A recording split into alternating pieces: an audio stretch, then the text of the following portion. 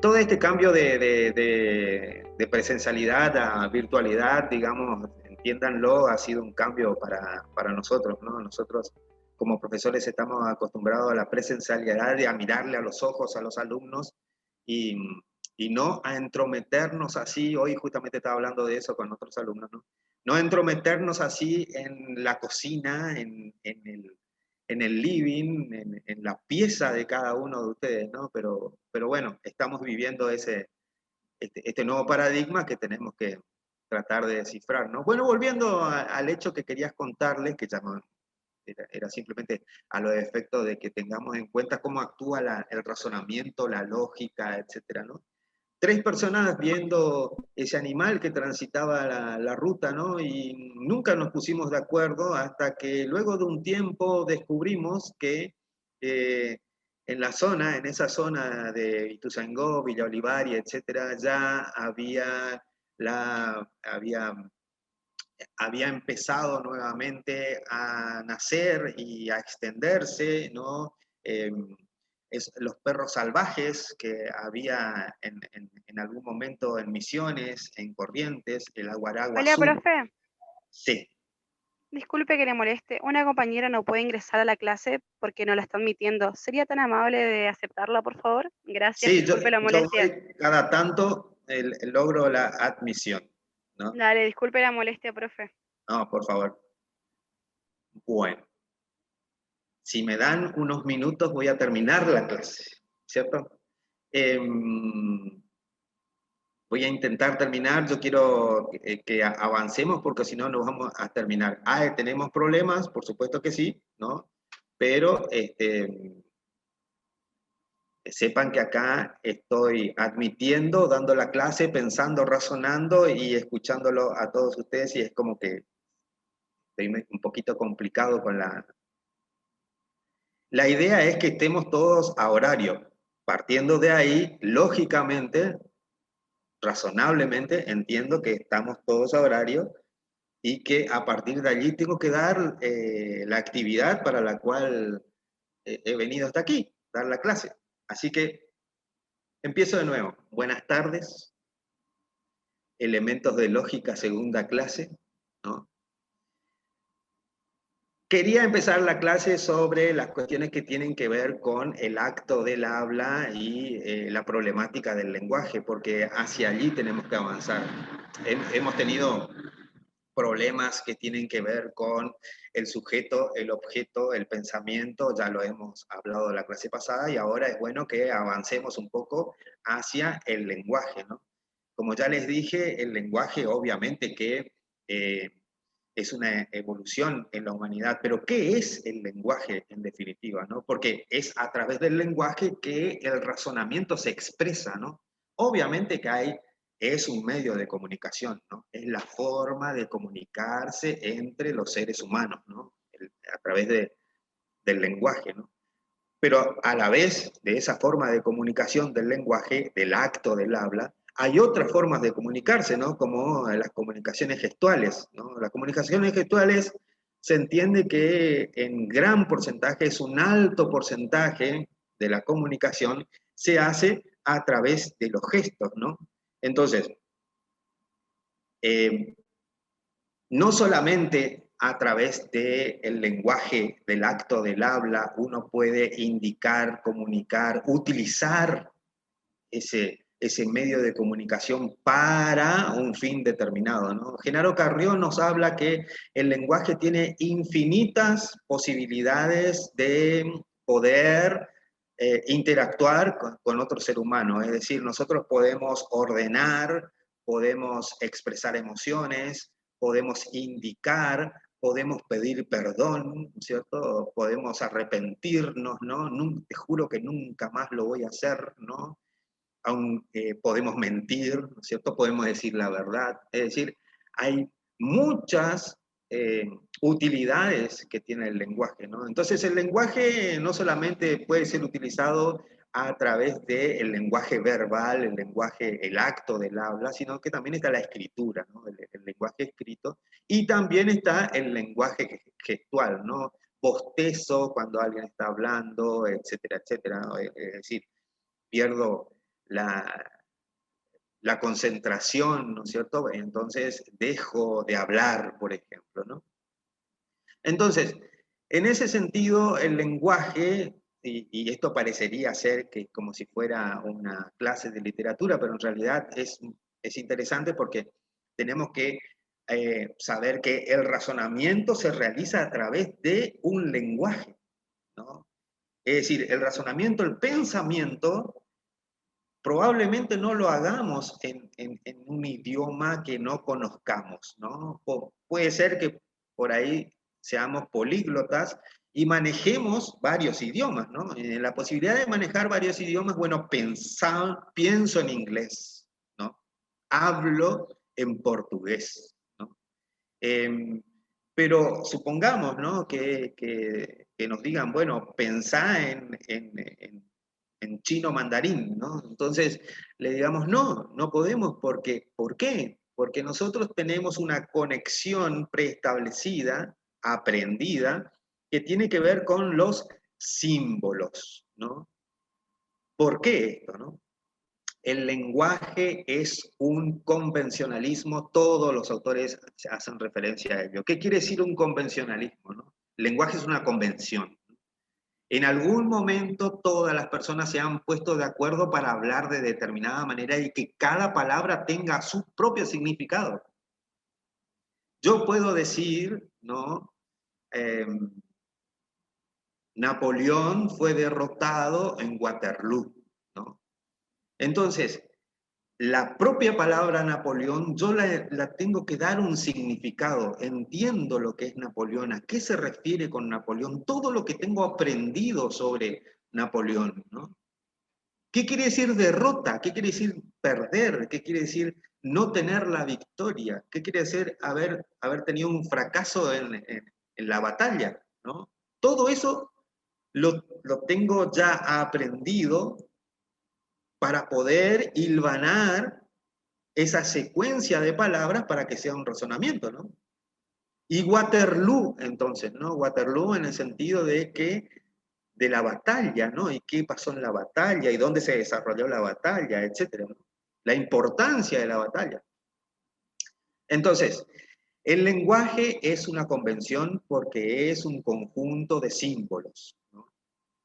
Un conjunto de símbolos que van a tener un significado, ¿no? Cada uno de esos símbolos va a tener un significado, ¿no? De allí que tengamos que aprender el abecedario, ¿no? Luego, cuáles son el sentido de cada una de las palabras, ¿no? Es más, hasta podemos llegar a decir, hay palabras que tienen varios sentidos, ¿no? Hay palabras que no están delimitadas, no están determinadas, y ahí vamos a entrar en un problema del lenguaje, ¿no? El lenguaje tiene problemas. El lenguaje que utilizamos nosotros para el pensamiento, el lenguaje que nosotros utilizamos para expresarnos, ¿no? Esos problemas del lenguaje son la ambigüedad y la vaguedad. En el acto del habla, al momento de poner en juego nuestra argumentación y nuestro razonamiento, y al momento de decir es válido o inválido, es correcto o incorrecto, ya nos dice el autor, tenemos que tener en cuenta la intención del hablante. Es decir, ¿cuál es el fin y el objetivo del hablante al decir algo, ¿no? ¿Qué es lo que realmente quiere decir? ¿Hay un trasfondo detrás de esa expresión? A veces sí. A veces el hablante no habla en forma directa, ¿no? A veces lo hace en forma indirecta, solapada, ¿no? Subrepticia. Habla en varios niveles, ¿no? Habla en doble sentido, ¿no? Si habla en doble sentido, habla con ironía, por ejemplo, ¿no? Estoy diciendo algo, pero estoy queriendo decir lo contrario, ¿no? Entonces, esos problemas del lenguaje son la ambigüedad y la vaguedad, ¿no? ¿Qué quiere decir la ambigüedad, ¿no? La ambigüedad es un problema del lenguaje eh, que tiene su connotación con el sentido de las oraciones, que se llama proposiciones. Ustedes van a ver, lo habrán leído, cuando se habla de proposiciones, ¿no? Que son el sentido de las oraciones, ¿no?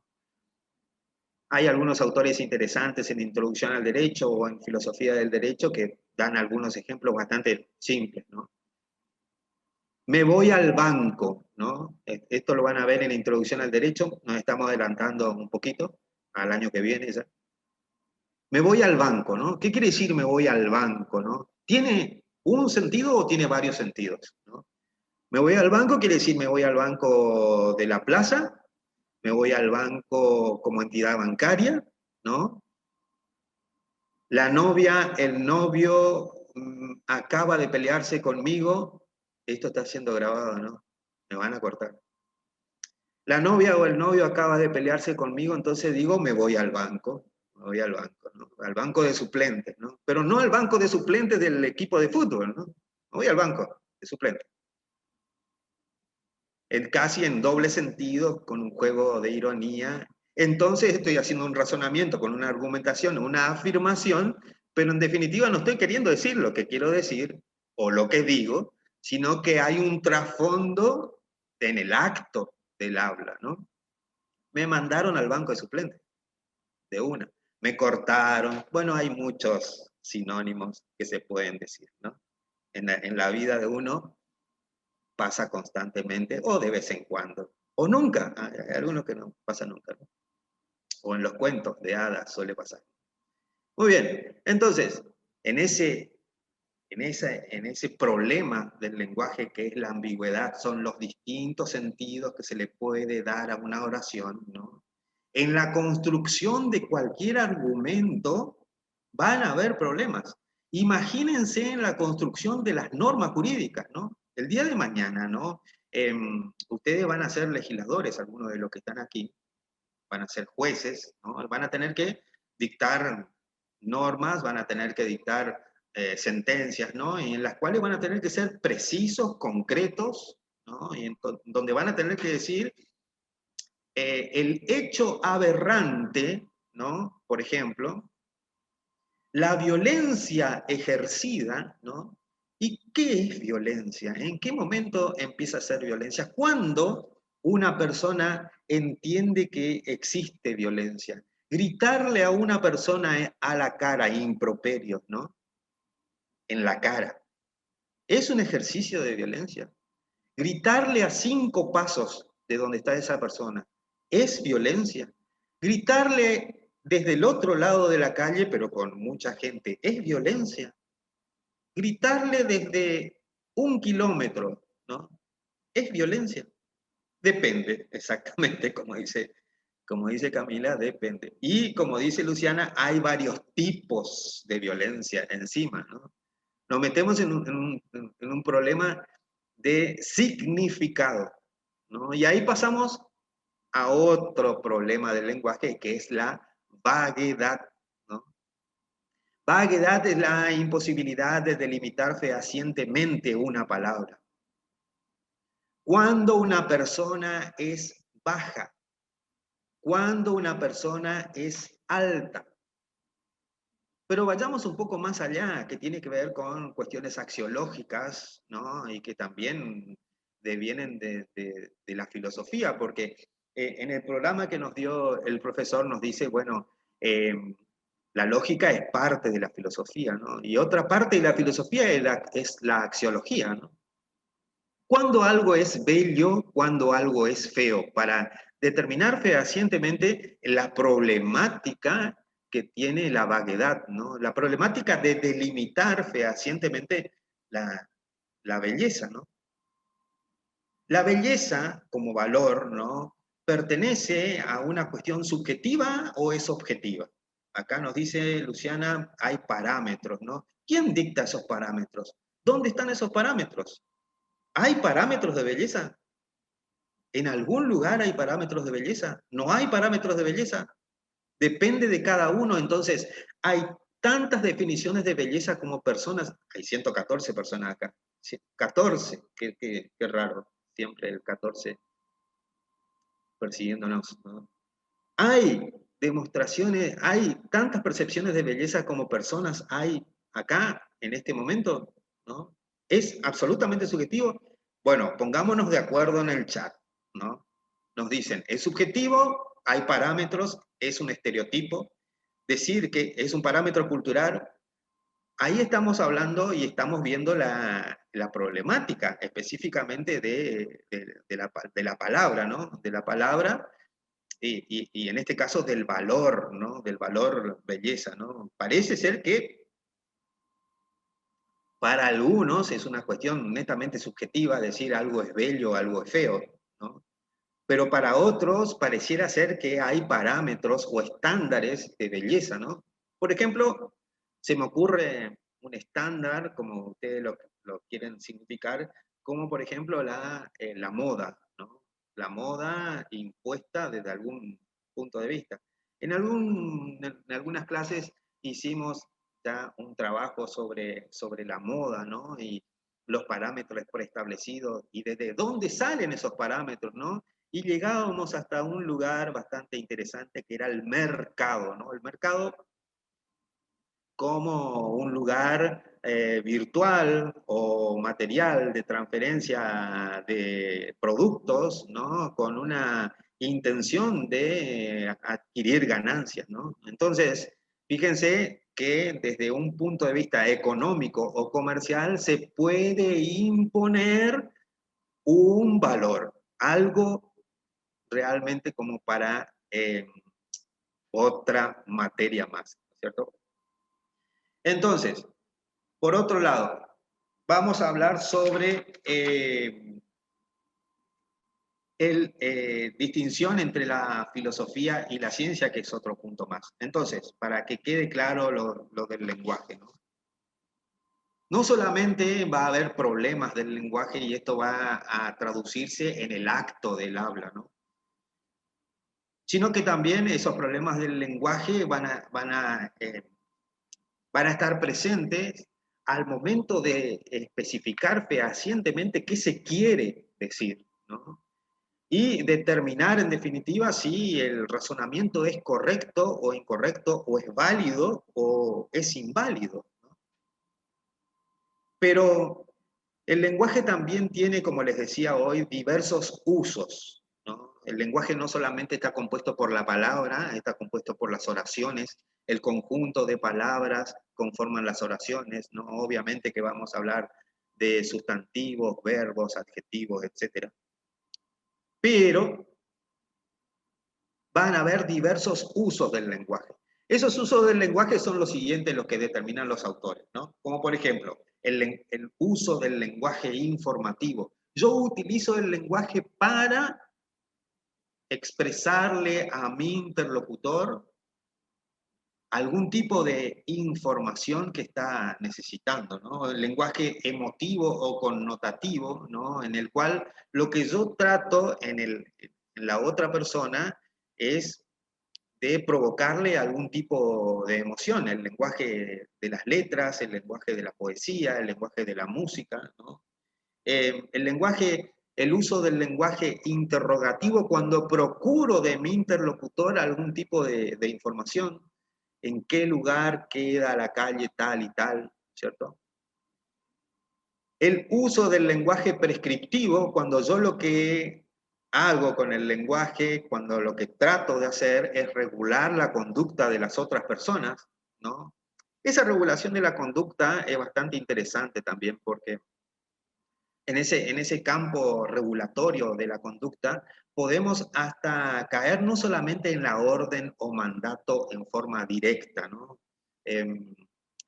No solamente lo prescriptivo pasa por decirle a una persona, tenés que ir a tal lugar, ¿no? Andá a tal lugar en forma absolutamente imperativa, ¿no? Regulando directamente la conducta, sino que podemos regular la conducta indirectamente, utilizando a veces otros usos del lenguaje.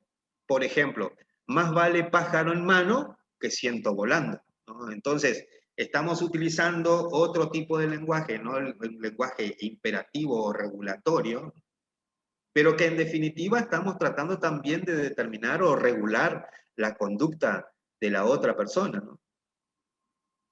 Entonces, eh, a su vez tenemos otro uso del lenguaje que es el uso del lenguaje operativo, ¿no? En el uso del lenguaje operativo nosotros vamos a encontrarnos con que al momento que la persona en el acto del habla dice la palabra, en ese momento también realiza la acción, ¿no? Juro decir la verdad, ¿no? Prometo decir la verdad. Nos estamos casando otra vez, ¿no? Y nos dicen, ¿usted quiere, acepta a la señora fulana? Sí, quiero, ¿cierto? Entonces, en ese acto, al decir la palabra, también realizo en forma operativa la acción, ¿cierto? Por eso es que el lenguaje tiene múltiples funciones, ¿no? Vamos a encontrar también otro problema en el lenguaje que son las definiciones. Es decir, no solamente vamos a tener problemas que tienen que ver con el lenguaje propiamente dicho, con la ambigüedad, la vaguedad, no solamente vamos a tener los usos del lenguaje, sino que también vamos a tener que, en definitiva, ayer estuvimos hablando sobre ello, ¿no? De que los problemas de definiciones, ¿no? Definiciones tales como, ¿qué es una silla? ¿No? Defina una silla, ¿no? Definiciones tales como abstenerse, lo que ya estuvieron en clase pasada, por favor. ¿Qué es? Defina el color rojo, por ejemplo. El autor habla sobre ello, ¿no? Y dice, hay diversas definiciones que se pueden dar, ¿no? Hay definiciones que son lexicográficas, que son aquellas que vienen del diccionario, ¿no? En donde hay un conjunto de características esenciales y nos dice, dícese de aquella cosa, tal, ¿no? Exactamente. Hay definiciones que son persuasivas, ¿no? Esas definiciones persuasivas en donde se trata de influenciar a la otra persona, ¿no? Se trata de influenciar al interlocutor, ¿no? Definiciones que devienen, por ejemplo, de la publicidad, ¿no? Por ejemplo, me subo a un determinado auto y al momento de subirme a ese auto, al encender ese auto, hay una música, hay un ambiente festivo dentro del auto, la vida me sonríe, hay una gran felicidad, etc. Todo pasa dentro del auto, la vida pasa dentro del auto, un buen eslogan, la vida dentro de un auto, ¿no? Sería un buen eslogan. Entonces, es como que si la felicidad pasara justamente por la compra de ese producto, ¿no? Entonces, ahí obviamente que estamos hablando de un discurso altamente persuasivo. Lo maneja la publicidad, ¿no? Aquellos que en algún momento pasaron allá por los 80, ¿no? Había una publicidad bastante interesante, ¿no?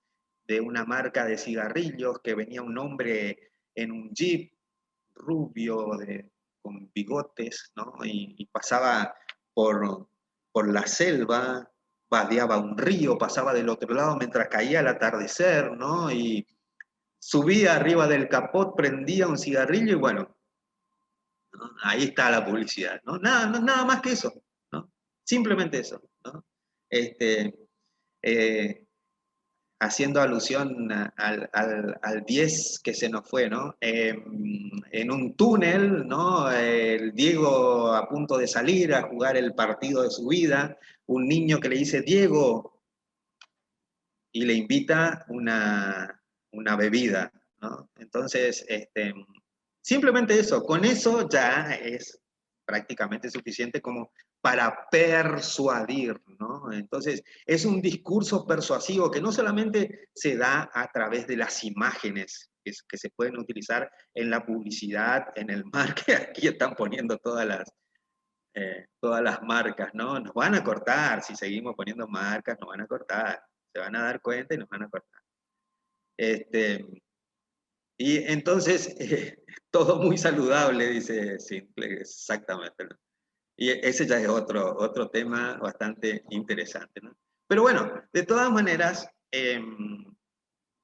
no solamente se da a través de las imágenes, no solamente se manejan imágenes como discurso persuasivo, ¿no? Por eso le decía hoy, el discurso, el pensamiento, el razonamiento, la comunicación entre las personas no solamente se da a través de las palabras, ¿no? Hay otras formas. En este momento, en donde estamos rodeados de pantallas, ¿no? Nosotros tenemos prendido el celular, tenemos prendido la tele, tenemos prendido la compu, etcétera, ¿no? Tenemos varias pantallas a la vez, ¿no? Obviamente que la intromisión de la imagen es constante, ¿no? Y a veces imperceptible, a veces inconsciente, ¿no?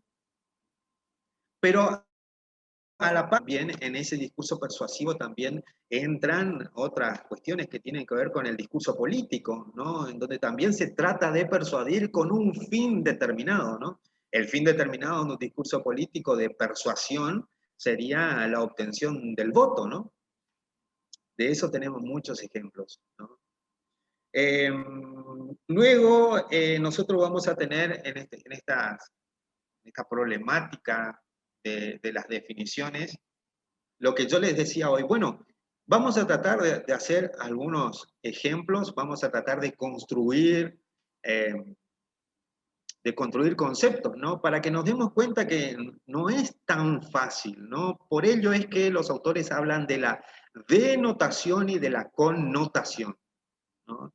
En la construcción de los conceptos, nosotros tenemos que denotar y connotar, es decir, saber específicamente cuando hablamos de algo a qué especie estamos haciendo referencia. Por ejemplo, decimos árbol, pero en realidad no lo estamos delimitando totalmente a qué árbol estamos haciendo referencia. Hay miles, millones de árboles y de especies de árboles, ¿no? Decimos hombre, ¿no? Y tampoco estamos determinando su género, su especie, su raza, su etnia, ¿no? Estamos hablando en forma absolutamente general, ¿no? Y si tratamos de denotar, lo que tenemos que hacer es dar la mayor cantidad de características esenciales de ese objeto en el universo para poder diferenciarlo del resto de los objetos, ¿no? Banner que se encuentra en la extensión áulica de Santo Tomé Corrientes, detrás del profesor de elementos de lógica y de un color púrpura. Y ahí entramos en otro problema de los colores. De todas maneras, pareciera ser que es solamente ese banner al que estoy haciendo referencia, porque estoy denotando, estoy dando características del objeto. A mayor cantidad de características que yo dé sobre determinado objeto, ¿no? Obviamente que vamos a circunscribir en un objeto determinado y delimitado en el universo, ¿no? En el universo es infinito, pareciera ser, ¿no? Entonces, en ese sentido, lo que nosotros tenemos que hacer es delimitar de alguna manera, a través de las definiciones, a qué estamos haciendo referencia cuando hablamos de algo. Entonces, es allí donde aparece la denotación, ¿no? Pero hay otros problemas, ¿no? Hay ciertos y determinadas definiciones que se construyen casi como si fueran neologismos, ¿no? Se construyen por un orden autoritativo, ¿no? ¿Por qué? Porque alguien lo dijo o alguien lo nombró de determinada manera. La ciencia, la tecnología, ¿no? Que hoy en día avanza tan rápido, nos da ejemplos continuamente de definiciones, ¿no? Nos dicen, por ejemplo, tenés que entrar en Google Meet. ¿Cómo? ¿No? Tenés que darle clic a un link, ¿no? Ajá. ¿Cómo sería, qué sería eso, no? Es bastante interesante ahora estos grandes pasos que hemos dado en estos tiempos, ¿no? De ultramodernidad, ¿no? Como dicen algunos autores, ¿no? No de posmodernidad, sino que hay una ultramodernidad, ¿no? De repente, en muy poco tiempo, dimos grandes pasos, ¿no? Entonces a una persona de avanzada edad, o una persona de mediana edad, ¿no? Mediana edad como la mía, depende qué querrá decir mediana edad, ¿no? Pero bueno, si yo tengo la intención de llegar a los 100 años, estoy en mediana edad. Está bien dicho, ¿no?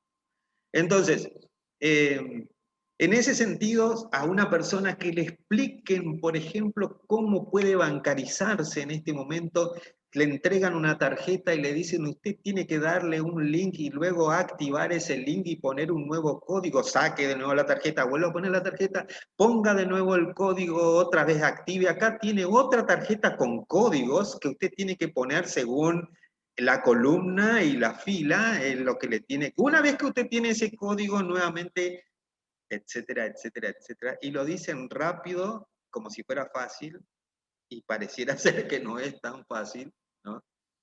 Y hay que comprender, aprender todo esto, ¿no? Y esto pasa, ¿no? Con las definiciones o las construcciones de las definiciones, ¿no? Y hay definiciones, vuelvo a reiterarles, que son autoritativas, ¿no? Por ejemplo, que devienen de lugares de convenciones científicas, ¿no? En donde, por ejemplo, se descubre un cuásar, se descubre algún elemento mucho menor que el neutrón, por ejemplo, ¿no?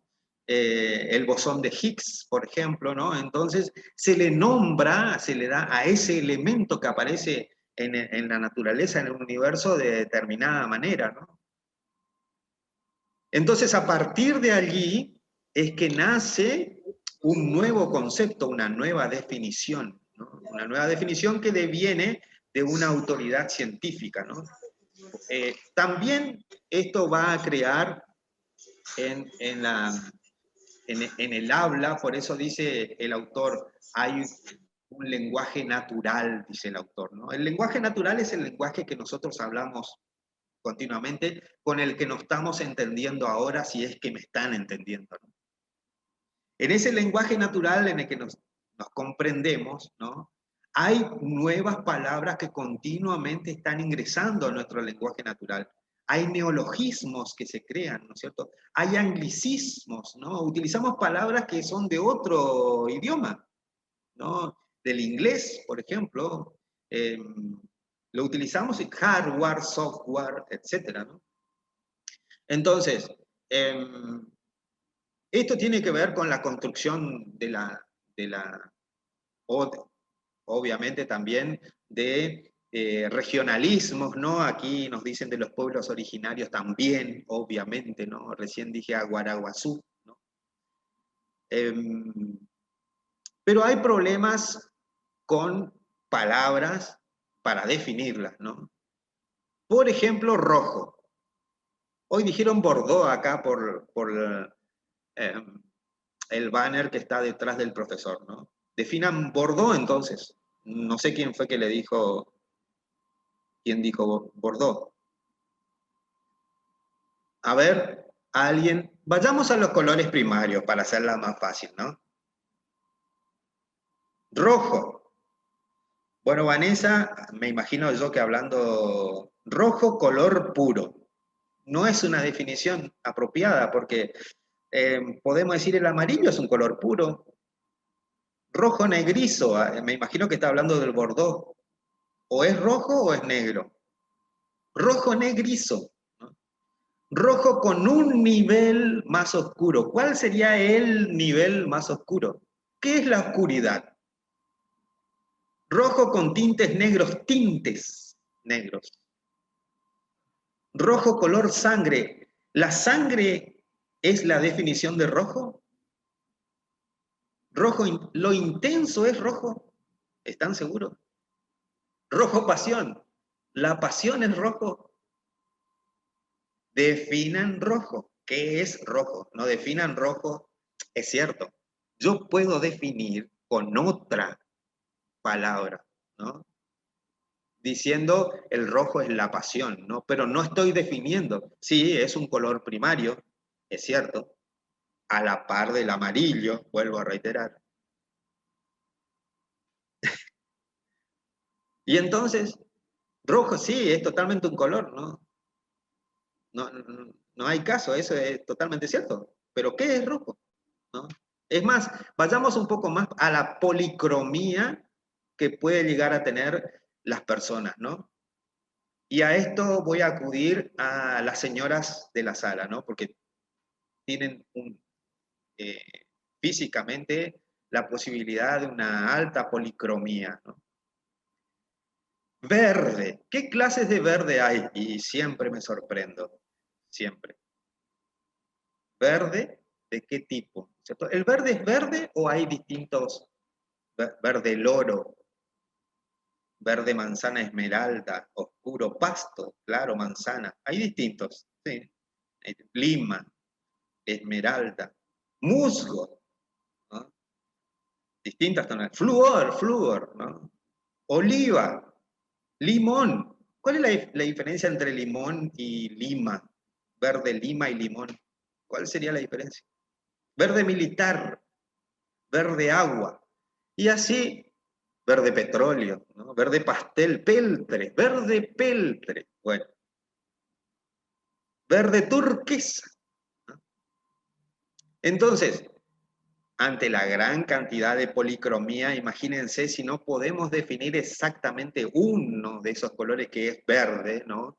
Imagínense hablar de verde peltre, ¿no? Defina verde peltre, ¿no? Entonces ahí tenemos otro problema que viene de las definiciones, ¿no? Hay definiciones, vuelvo a reiterar, que son lexicográficas, definiciones persuasivas, definiciones que son teóricas, que devienen de una convención, de un grupo especializado, ¿no? Pero hay definiciones que no pueden llegar a obtener una conceptualización, sino que se transforman en definiciones ostensivas. Solo puedo definir algo diciendo eso es, ¿cierto? Es decir, apuntando a la cosa ostensivamente y diciendo eso es el color rojo y nada más que eso, ¿no? Todo aquello que se parezca a eso es rojo, ¿no? Esa es la definición ostensiva y al hablar de la problemática del lenguaje. Toda esta problemática del lenguaje aparece en el acto del habla y va a aparecer como problema en las argumentaciones, ¿no? Es cierto, el autor nos va a hablar de que hay argumentaciones que son simples y hay argumentaciones que son complejas. Al hablar de una argumentación simple sería una inferencia, una conclusión, una premisa y una conclusión, ¿cierto? O como dice también puede ser una afirmación y una conclusión, ¿no?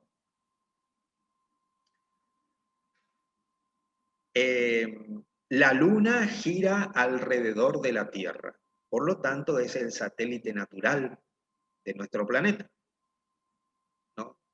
Entonces, es una premisa simple, es una argumentación simple, ¿no? En donde lo que nosotros tenemos que determinar a través de la lógica formal, ¿no es cierto? Es decir, realizar una estructura, una investigación de cada una de las premisas y de la conclusión, ¿no? Para llegar a considerarla válida o inválida, ¿no? Es válida cuando es verdadera, ¿no? Cuando una argumentación es correcta o también puede llamarse verdadera, ¿no? Cuando las premisas que la componen son válidas y correctas y cuando la afirmación o la conclusión final, ¿no? Es correcta, ¿no? En ese momento estamos ante el argumento correcto. El argumento correcto necesita que las premisas y las conclusiones sean verdaderas. Nosotros podemos tener premisas verdaderas y una conclusión incorrecta. Podemos tener premisas incorrectas, falsas, pero resulta que la conclusión está bien. La conclusión a la que llegó está bien. Lo que pasa es que la secuencia, ¿no? La secuencia de las inferencias que ha realizado estuvieron mal, pero la conclusión y la afirmación es verdadera, ¿no? Ahora, esto se da en el plano de lo teórico, ¿no? ¿Qué pasa en la realidad, ¿no? Porque lo que nosotros estamos aquí es para darle a ustedes una guía de lo que ustedes estudiaron o van a estudiar, ¿no? Para que entiendan de qué se trata, porque por ahí a la lógica lo ven casi como una ciencia pragmática, ¿no? Pero en realidad hay que ponerla en práctica, nada más. ¿Qué pasa en la realidad, no? ¿Cómo hablamos nosotros? Nosotros hablamos así, con premisas y luego la conclusión, en forma simple, ¿no? Pareciera ser que no, ¿no? Por eso es que el autor dice, hay eh, razonamientos, argumentaciones que son simples y hay argumentaciones que son eh, complejas. De hecho, hay personas que tienden a primero decir la conclusión y después hacer todo el razonamiento deductivo, ¿no? El razonamiento deductivo, la deducción, ¿no? Es la que va a convalidar la conclusión. Es más, a veces podemos poner una conclusión, una premisa, una conclusión, una premisa, una conclusión, una premisa, etcétera. O sea, puede ser indistinto la composición de nuestra argumentación o de nuestro razonamiento, ¿no? De hecho, por ejemplo, yo tiendo a dar primero la conclusión y luego recién dar las premisas, pero por una cuestión traumática seguramente, ¿no? Pero depende, ¿no es cierto?, de cómo construyamos nosotros y cuál sea nuestra intención, ¿no? Hoy, por ejemplo, estuve en una reunión, obviamente online, con una persona que nos decía, en breves minutos me tengo que ir a otra reunión, ¿no? Entonces, evidentemente, esa persona quería que lo que estábamos hablando en la reunión, hablemos conciso, concreto, claro, porque él se tenía que ir. O en realidad no nos quería escuchar, ¿no? Por eso le hablo del trasfondo del que habla, ¿no? A veces hay otras cosas detrás, ¿no? Pero en definitiva nos obligó a ser lo más sucinto posible, ¿cierto? A comprimir nuestra argumentación y nuestra fundamentación, ¿no? Pum, listo, terminado el asunto, el otro, pasa el otro, habla el otro, etc. A veces, ¿no es cierto?, una conclusión necesita de un razonamiento extenso, ¿no? Ese razonamiento extenso, ¿no es cierto?, de todas maneras, a lo que voy es que la construcción de la argumentación, de las premisas, en definitiva, vayamos a las premisas, ¿no? Primero vayamos al estudio de las premisas, ¿no? La construcción de las premisas que son el ladrillo de la argumentación, son los ladrillos, ¿no? Eso es lo que va a conformar todos esos ladrillos, lo que después vamos a ver cómo aquí está nuestra catedral argumentativa, ¿no? Construida con premisas, una a una, ¿no? Pero ¿qué pasa con esa construcción, no? Esa construcción tiene que ser fuerte. Una argumentación, para ser valedera y correcta, tiene que ser fuerte, porque si hay algún ladrillo, alguna premisa débil, ¿no?, nuestro interlocutor del otro lado nos va a dar otra argumentación más fuerte, derrumbando nuestra catedral argumentativa, ¿no? Por eso es que yo le decía ayer, si tenían la posibilidad de ver en YouTube o buscar las contraargumentaciones, la discusión argumentativa entre Copleston y Russell sobre la existencia de Dios, ¿no? ¿Existe Dios? ¿No? Una cuestión que ya los filósofos ya antiguos ya ponían en juego, ¿no? Esta idea, esa pregunta, ¿no? ¿Para qué existimos, no? Entonces hay que construir toda una argumentación y del otro lado va a haber otras argumentaciones fuertes o no. Pero en definitiva, las premisas, ¿no?, deben tener una construcción valedera, verdadera, para que luego conformen y apoyen válidamente a la conclusión para que se tornen en una argumentación deductiva, ¿no? Acompañan, apoyan a la conclusión, ¿cierto?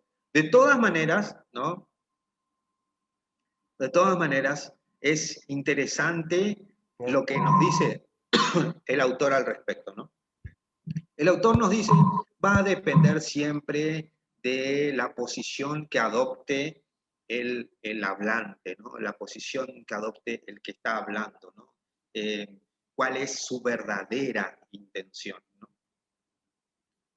Muy bien, son las 20 horas, así que vamos a ir yendo hacia la parte final, la parte más interesante.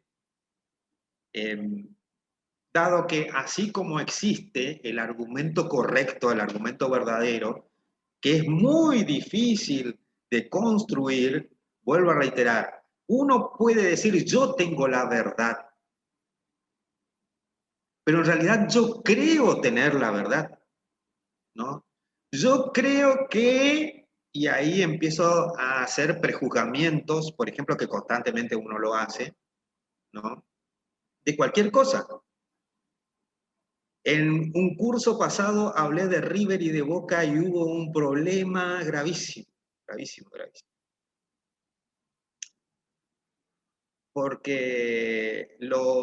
Pero es interesante, porque las pasiones y las emociones se pusieron en ebullición, ¿no? Y se pusieron tanto en ebullición que pudimos descubrir verdaderamente que hay argumentaciones que son incorrectas, ¿no? No solamente hay argumentaciones correctas que pasan por el deseo, pasan por la creencia, lo que uno cree, ¿no? También existen las argumentaciones incorrectas. ¿Cómo se llaman las argumentaciones incorrectas? Y la lógica lo que hace es descubrir cuál es la argumentación correcta y cuál es la argumentación incorrecta.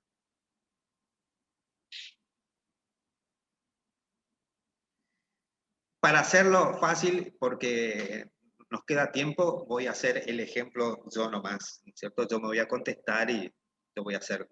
Se llaman falacias exactamente, Lilian, ¿no? Se llaman falacias, ¿no? Las falacias serían las siguientes, ¿no? Nos encontramos con algunos primos en la calle y le decimos, ganamos la final del mundo, se va al tercero, ¿no es cierto? Y ya pasó un año y algunos meses, y le decimos, hoy cumplen mes, ¿no? Y así sucesivamente, ¿no? Del otro lado, obviamente que nuestros queridos primos nos dirán, bueno, pero no son los mejores del mundo porque ustedes se fueron a la B, ¿no? Fantasmas, debut, todas esas cosas que nos decimos entre los primos cariñosamente, ¿no? Pero si nos ponemos a pensar, ¿no es cierto?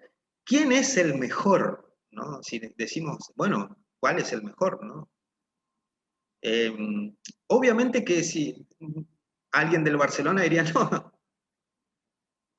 no es ni Boca ni River. Alguien, este equipo alemán del Bayern, ¿no? Alguien del Bayern que salió campeón en todo, ¿no es cierto? Con excelentes jugadores, un muy buen equipo, ¿no? Podría decir, no, nosotros somos los mejores, sin lugar a dudas, ¿no? Entonces, si vamos a ponernos a pensar desde el punto de vista lógico de la construcción argumentativa de nosotros y los primos, ¿no? Podríamos llegar a decir, no, son dos falacias, son dos falacias. Ni fue la final del universo, ¿no? Ni fue la final del mundo, ni por el hecho de que alguien se haya ido a la B quiere decir que sea lo peor, ¿no?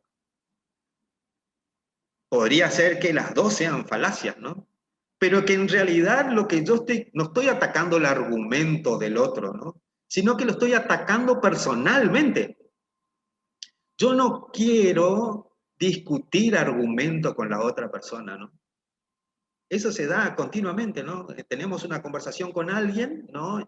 Y entramos en algún tipo de intercambio de opiniones, ¿no? Y en vez de decir, bueno, tu posición según Santo Tomás de Aquino, bueno, pero fíjate que es Tumblr lo que dice, ¿no? Sino que directamente lo atacamos a la otra persona, ¿no? Vos no podés decir eso porque, por un montón de cosas, ¿no? Entonces, ahí es donde aparecen las falacias. Las falacias que fueron descubiertas ya por Aristóteles, es bueno que lo sepan porque todo lo que nosotros leemos ahora, digamos, es un reflejo en el tiempo de antaño de aquellos grandes pensadores griegos, ¿no? Desde el Órganon, escrito por Aristóteles, Aristóteles, discípulo de otro gran pensador de Platón, ¿no? Aristóteles que en el Órganon también va a hablar en un capítulo de las refutaciones sofísticas. Copy Cohen hace referencia a las refutaciones sofísticas, ¿no? Y dentro de las refutaciones sofísticas se van a hablar de las falacias, no solamente de la argumentación correcta, estamos hablando de los padres de la dialéctica, ¿no? La dialéctica desde el punto de vista de que encontrar en el intercambio de preguntas y respuestas la verdad absoluta de todas las cosas, como método, ¿no? Entonces, este autor hablaba de las refutaciones sofísticas y nos presentaba 13 refutaciones sofísticas que con el tiempo fueron cambiando, se fueron modificando, algunas de ellas hasta el momento continúan, se ven reflejadas en los libros que estuvimos leyendo hasta aquí. Por ejemplo, aquí nos hablan de las falacias de lógica, las falacias formales o no formales, falacias de atinencia, falacias de ambigüedad, ¿no? Que ya se veía reflejada en esas refutaciones sofísticas, ¿no? Pero es interesante, no solamente la estructura técnica, la estructura teórica, lo que yo les quiero dar a ustedes es la parte práctica, ¿no? Lo que les quiero manifestar son ejemplos, ¿no? Para que ustedes luego cuando vayan a la parte teórica digan, ah, aquí está el ejemplo, ¿no? Porque para eso estamos, para hacer una guía de estudios nada más de ustedes, ¿no? El esfuerzo intelectual de pensamiento, de introspección, de aprender, esa posición fenomenológica de ustedes sentados frente al cuadernillo la realizan ustedes nada más a través del pensamiento. Nosotros simplemente estamos acá para ayudarlos de alguna manera, ¿no? Y en ese sentido quiero brindarles ejemplos sobre esas falacias, ¿no? Entonces, la falacia es la argumentación o el razonamiento incorrecto, que de alguna manera lo que se trata de hacer es evitar razonar correctamente. Obviamente que hay intencionalidad. Vuelvo a recalcar lo que dice el autor, realmente me parece muy interesante lo que dice el autor que está en el cuadernillo, que va a depender del acto del habla. Eso es muy importante, muy interesante, esa posición de él, ¿no? Entonces, las falacias es el argumento o el razonamiento incorrecto, pero que obviamente tiene un porqué. Es por algo que la persona disfraza su argumento, engaña a la otra con una argumentación incorrecta, ¿no? Y ahí viene otro problema antes de pasar a las falacias, me acordé, lo había anotado para hablarlo, de la verdad y la mentira, ¿no? El dilema de la mentira, ¿no? Porque en realidad es un dilema, ¿no? La verdad parece ser que es una sola. Es la verdad de los hechos tal cual ocurrieron, la verdad de los acontecimientos, de las circunstancias, la verdad de lo dicho, dijo tal cosa, lo dijo, ¿no? Pero ¿qué es la mentira? ¿Cierto?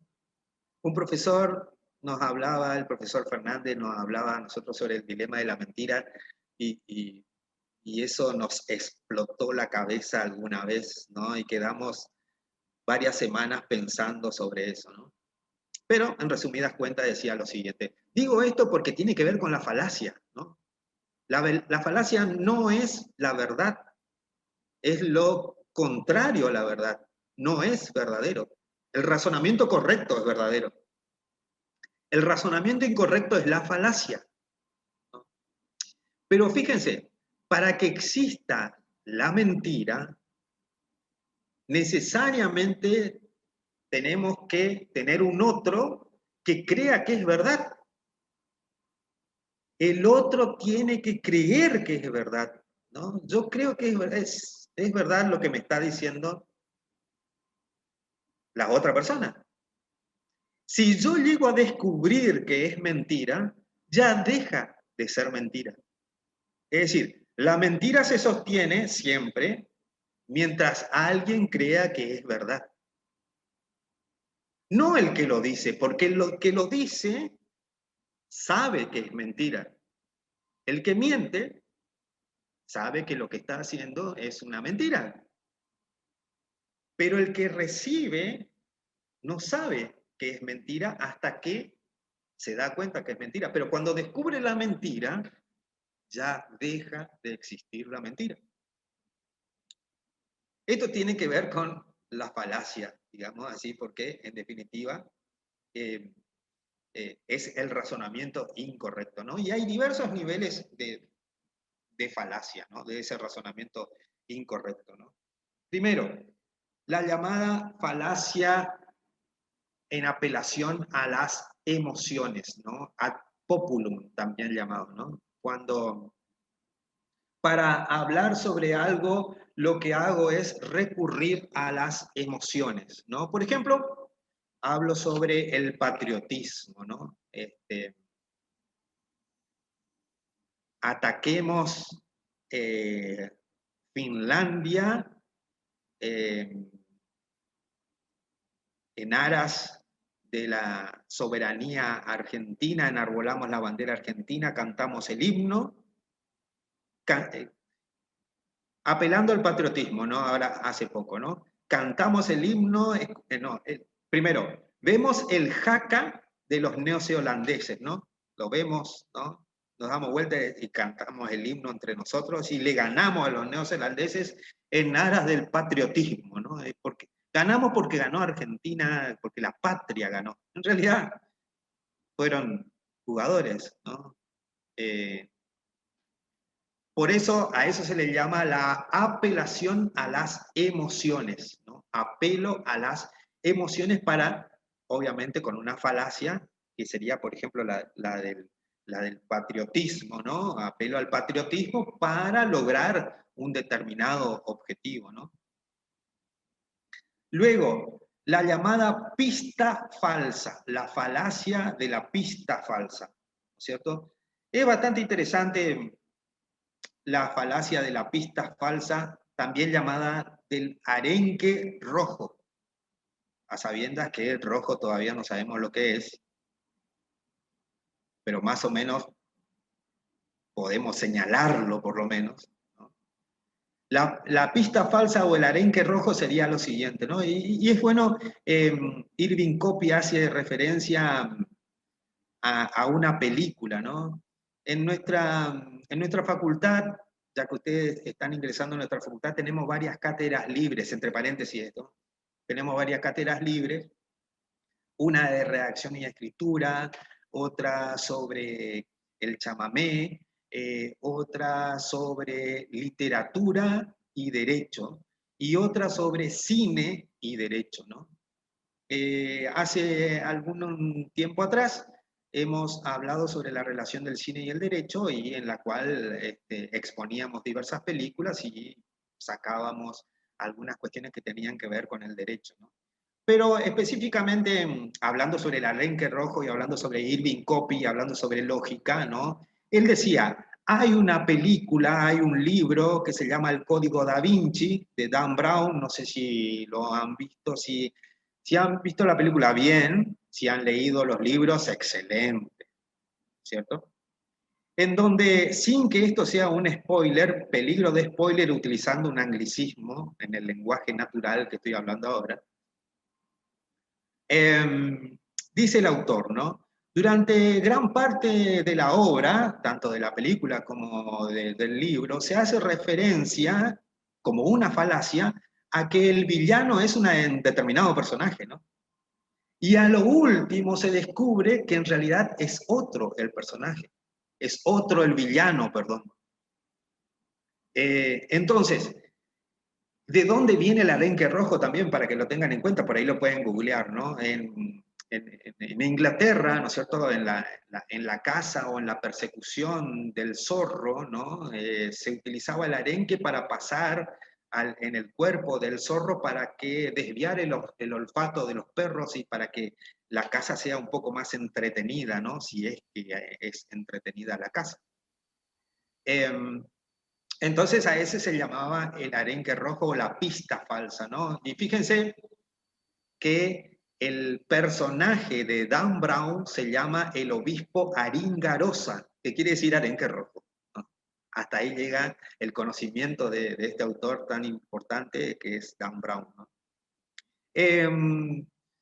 Entonces, la pista falsa quiere decir desviar la atención, ¿no es cierto? Alguien está hablando con nosotros de algún tema y nosotros decimos, ¿viste cómo llovió hoy? ¿No? Como para desviar un poco la charla, ¿no? Para que no se profundice y no se encuentre el verdadero argumento o desviarnos. O sea, tenemos la intención de desviar la charla, ¿cierto? Buscamos hacia otros rumbos para que no se pueda determinar fehacientemente la problemática, ¿no? A eso se le llama la falacia de la pista falsa. Por otro lado tenemos la falacia ad baculum, o también llamado apelación a la fuerza.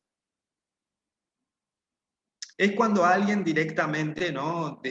Nos impone desde una posición autoritativa una determinada conducta, ¿no? Pero no por el hecho de que alguien lo diga, eso tiene que ser cierto, ¿no?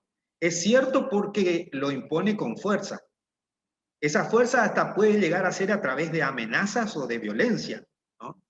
Entonces, las cosas son así porque yo te digo que son así, ¿no? Y ejerce violencia a tal respecto, ¿no? Entonces, obviamente que termina siendo, no se discute el argumento, ¿no? No hay un razonamiento entre los interlocutores, no hay una apelación a la fuerza, ¿no? Efectiva de la fuerza.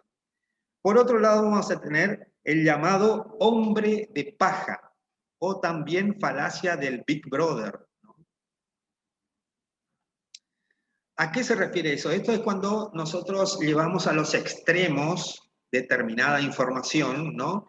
Y la transformamos en realidad, la desfiguramos para tornarla atentatoria, para tornarla catastrófica, eh, para que no tenga el verdadero sentido, ¿no?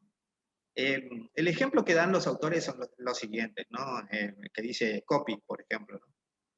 Dice, el Estado puede imponer una contribución, ¿no? Una contribución simple para aumentar, por ejemplo, el impuesto inmobiliario, ¿no? Pero con un determinado fin, etc. Pero el interlocutor, el que va a ejercer la falacia, el que va a poner en operatividad la falacia, dice, no, bueno, el Estado no es que está buscando imponer un impuesto, ¿no? Lo que está haciendo es tratar de entrometerse en nuestro propio bolsillo, en nuestra propia vida, tratar de regular nuestra vida, no está por hacer un desfalco económico, no está por empobrecer, ¿no? Esa palabra es bastante utilizada, ¿no? El empobrecimiento, ¿no? Entonces, no se está discutiendo específicamente, vuelvo a reiterar, como todas las falacias, el argumento, sino que lo que se está desfigurando la imagen en este ejemplo, la imagen de un tributo para tornarlo prácticamente algo catastrófico, ¿no? En realidad, caemos en un razonamiento absolutamente incorrecto en donde no hay un verdadero estudio e investigación sobre las premisas, sobre la conclusión, sobre la argumentación, sobre si es válido o inválido, sino que directamente la transformamos en algo catastrófico, ¿no? Por otro lado, aparece el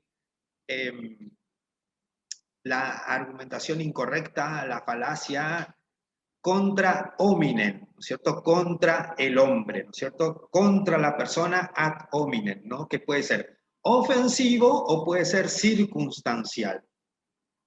Falacia contra el hombre ofensivo, ¿cierto? Cuando hablamos de la falacia contra el hombre en forma ofensiva o ad hominem, se refiere a cuando en una discusión atacamos las características personales de la otra persona, ¿cierto? La denigramos, la discriminamos, ¿no?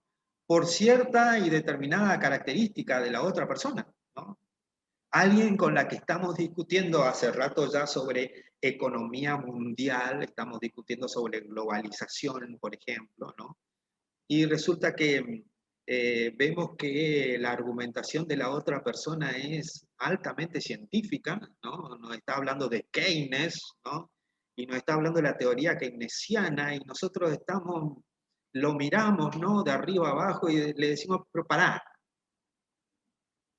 no podés hablar de economía menos de Keynes porque sos pobre.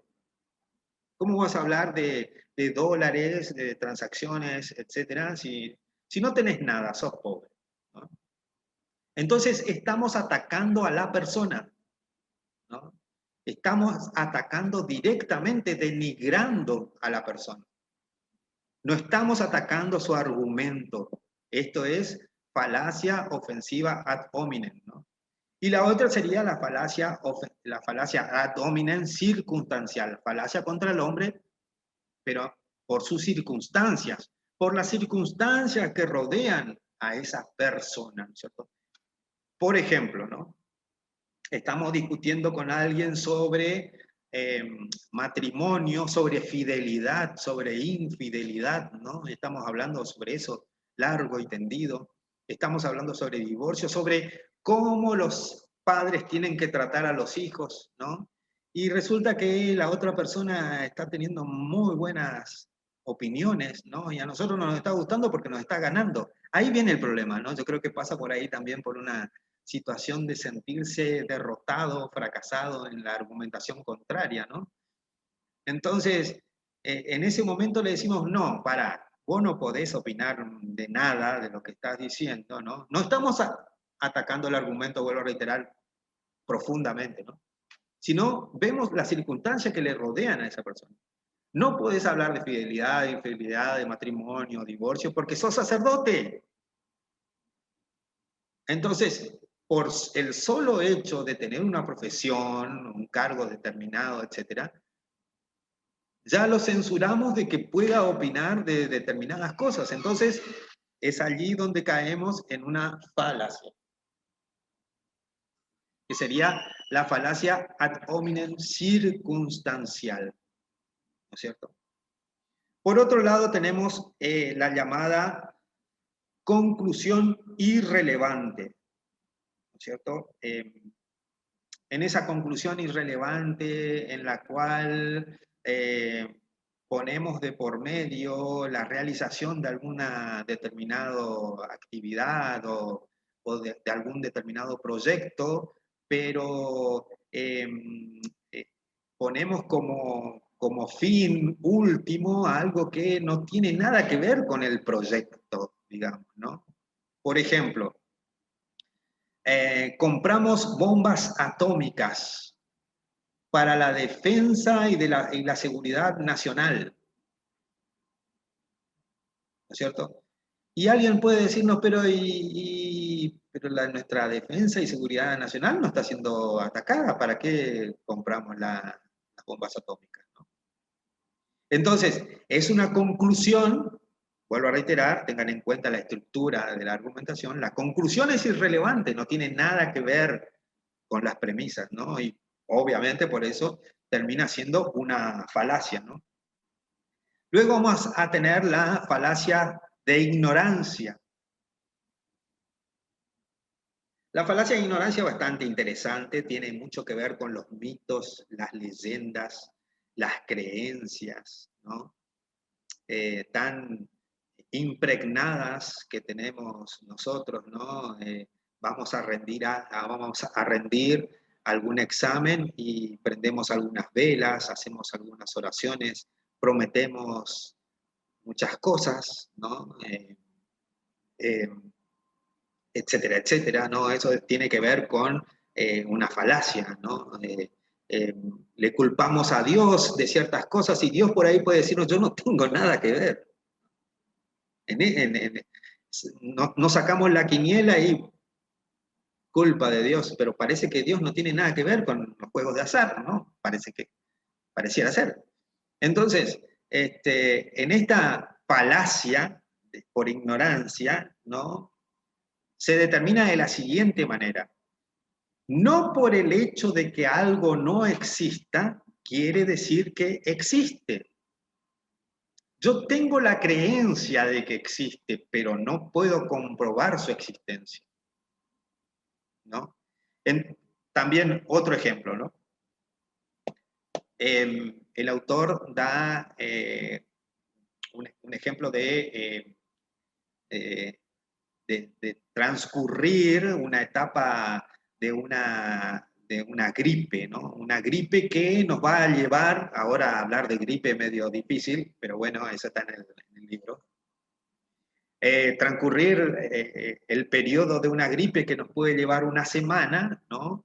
Y que creamos nosotros que eso se puede curar con. Y bueno, ahí empiezan las creencias, ¿no? Que por ignorancia se puede entender, ¿no? En realidad es el transcurso nada más del, del virus, ¿no? Que debe transcurrir, salvo que tengamos alguna vacuna. Pero si es una simple gripe, el té con limón, ¿no? Y después se le puede ir agregando algunas hierbas más. Miel, té y limón, ¿cura la gripe? No.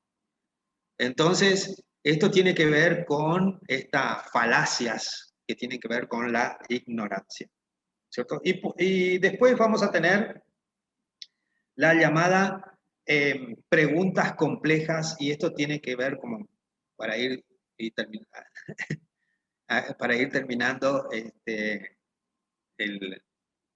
la clase, ¿no?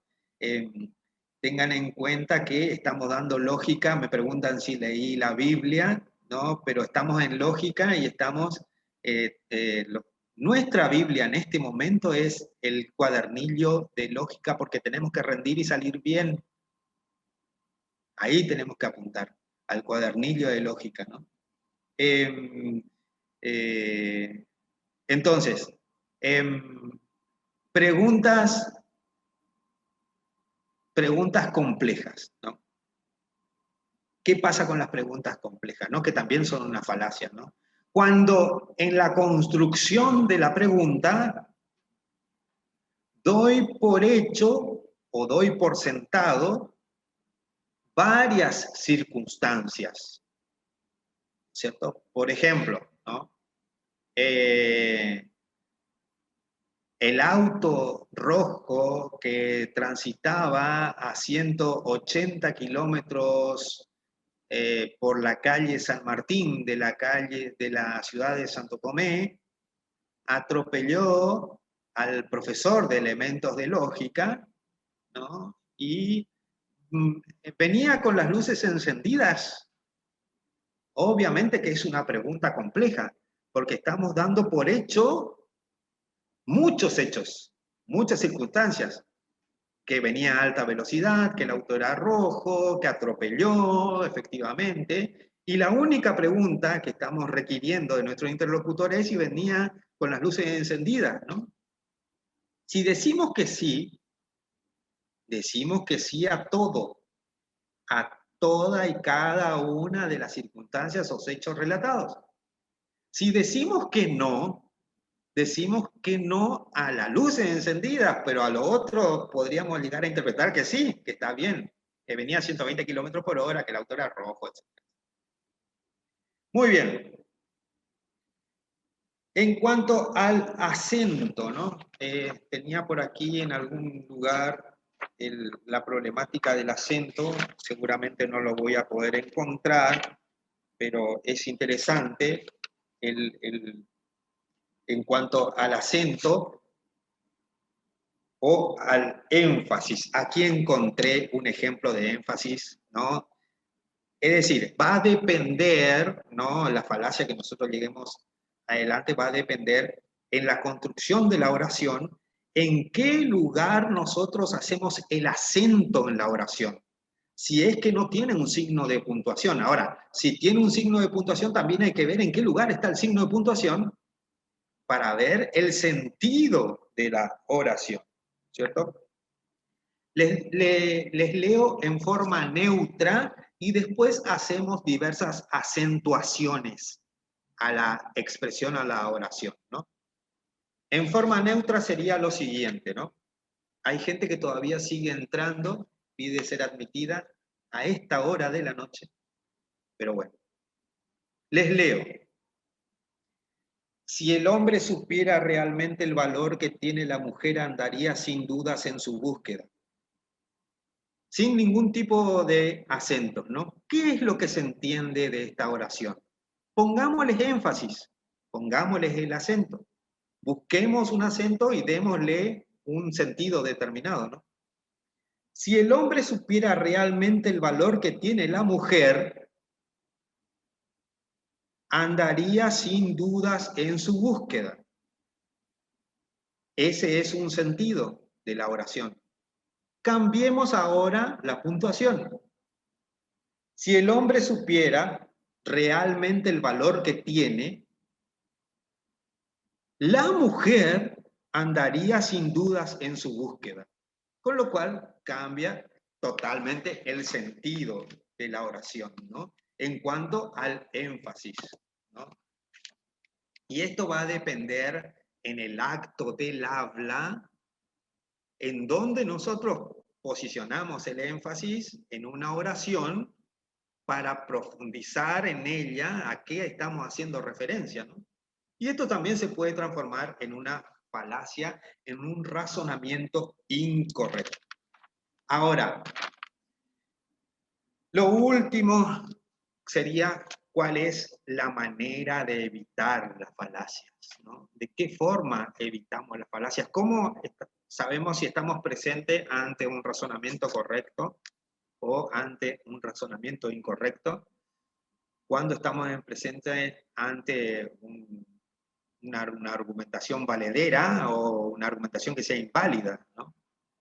Es bastante interesante, la propia lógica nos va a dar a nosotros la técnica y la posibilidad de poder determinarlo, ¿no? Lo primero que se hace es una división, ¿no es cierto? Se pueden hacer esquemas, ¿no? Es decir, se puede tomar, distinguir cada una de las premisas, extraer de la argumentación o de la fundamentación cada una.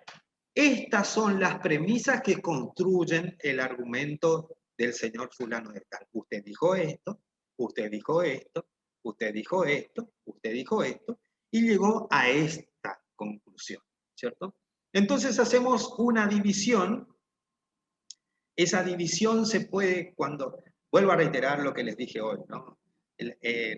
La argumentación puede ser simple y vamos a tener una premisa y una conclusión. El problema es cuando estamos frente a una argumentación compleja, cuando tenemos muchas premisas y entre las premisas hay afirmaciones y después luego más premisas y luego más conclusiones, etcétera, etcétera. Entonces, para ello lo que tenemos que hacer es tratar de hacer un esquema metodológico, un esquema conceptual de la argumentación. Hay juegos que se dan, juegos de lógica, en algunas revistitas venían antes, yo no sé si siguen comprando esas revistitas, ¿no? Donde eran claringrilla, crucigramas, ¿no? Y juegos de lógica en donde decía, descubra quién es el hermano de fulano de tal, ¿no? Si fulano tenía 25 años, fulana tenía 30, la hermana de fulana era fulano, fulano tenía su prima que era tal, ¿quién es el tío? Decía, ¿no? Y ustedes tenían que armar todo un esquema, ¿no? Que es una técnica de la lógica, para poder determinar específicamente cómo están concatenadas o cuáles son las secuencias de las premisas y cómo se interfieren unas con otras y cómo se están conectadas. Y también para descubrir, en definitiva, cuál es el sentido, qué es lo que realmente está queriendo decir nuestro interlocutor. A veces no nos damos cuenta realmente lo que está queriendo decir. Nos dice algo en sentido irónico, ¿no? Y nosotros le decimos, bueno, gracias, gracias, muy amable, ¿no? Pero puede que sea una falacia. Muy bien, queridos amigos y amigas de Elementos de Lógica, bienvenidos a la Facultad de Derecho, ¿no? Espero que les haya servido estas clases. Y bueno, nos estaremos viendo en las materias que continúan. Nosotros estamos en Introducción al Derecho junto con el doctor Gómez. Estamos también en Filosofía del Derecho allá en 5º año, ¿no?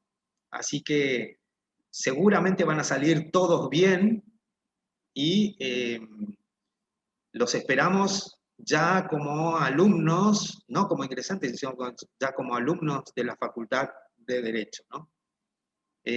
Todos los éxitos para ustedes, vamos a salir todos bien. ¿Alguna pregunta, algo sobre la materia? Muchas gracias, muchas gracias. La idea era que todos pasemos bien en este tiempo que nos tocó estar aquí y que aprendamos algo de lógica. La lógica es algo que después lo van a ver en cada una de las materias, ¿no? Eso también me olvidé de hablar de la lógica, la relación con las ciencias, ¿no? Ustedes en el cuadernillo habrán visto de que hay una relación con las demás ciencias, pero específicamente con la psicología, ¿no? Es bastante interesante la problemática que existe con la psicología. Es más, la psicología entendía de que la lógica era una rama de ella, ¿no? Es decir, la psicología como rama de la filosofía, pero dentro de la psicología la lógica, ¿no? Hasta que luego se pudo entender de que la lógica es una rama de la filosofía independiente. Es cierto, se ocupan ambas del pensamiento, ¿no? Pero lo que tiene la psicología de diferencia es que estudia la conducta, la personalidad de la persona. En cambio, la lógica estudia el pensamiento, cómo se construye el pensamiento, ¿no? Y cuáles son las técnicas del razonamiento correcto y cómo descubrir el razonamiento incorrecto. De todas maneras, todo eso lo van a ver en el cuadernillo en forma profundizada. Muy bien, estimados amigos, nos estamos retirando. Buen año para todos, lo que nos queda del año, un buen fin de semana y el mejor del... Sí, bueno, vamos a quedarnos con algunas dudas, ¿no? Eso es interesante.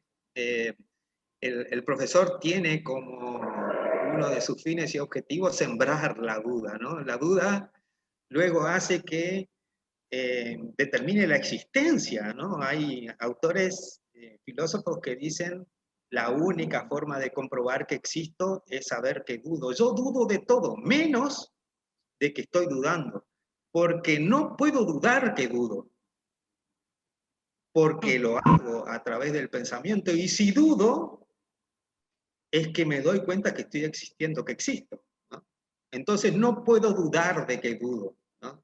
Y la duda es buena, la duda nos determina que existimos. Si dudan, si quedaron con duda, existen, estamos, somos. Muy bien. Buen fin de semana para todos y que pasen excelente. Nos vemos.